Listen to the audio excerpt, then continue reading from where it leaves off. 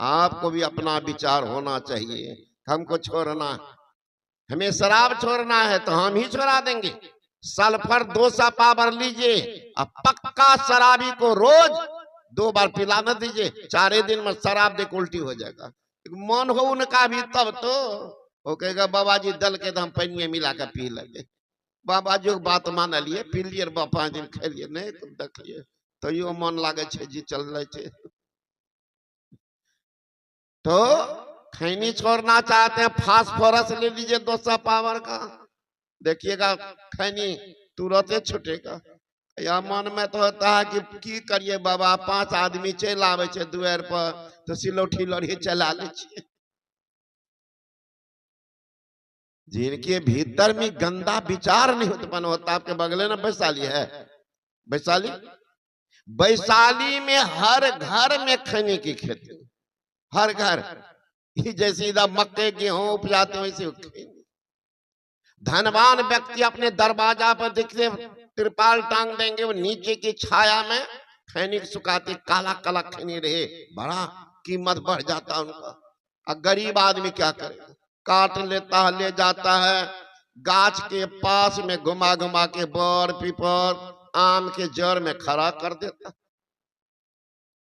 और कुत्ता का क्या स्वभाव है, गीदड़ का क्या स्वभाव है, आप लोग कभी कभी परिचित होंगे। कुत्ता को बड़ा आसान होता पैर उठाने में, वहीं पर मूत्रालय शौचालय सब कुत्ता बना देता। और ऊपर से जटायु संपादक परिवार के लोग थोड़ा थोड़ा चूना भी डालते रहते। और जब तक में खैनी सूखेगा, कुत्ता गिदर का पखनो सूख जाता, अब पते नहीं चलता कौन ओरिजिनल खैनी है कौन डुप्लीकेट खैनी।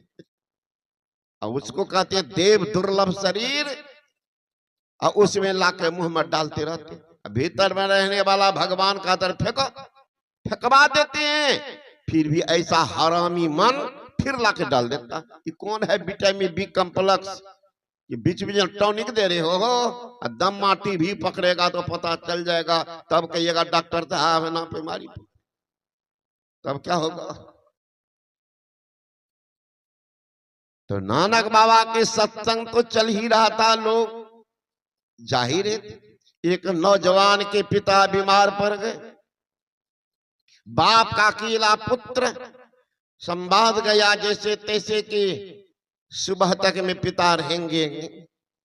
अब बेचारा सोचा सत्संग को तो नहीं छोड़ेंगे, सत्संग को नहीं छोड़ेंगे, सब काम होगा।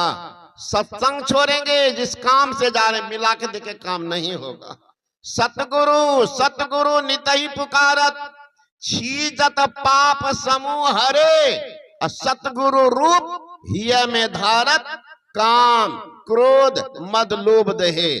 हरदम रटो कबहू न हटो, तुझे छेड़ेगा ना काल, कालो भागेगा, काल भागेगा।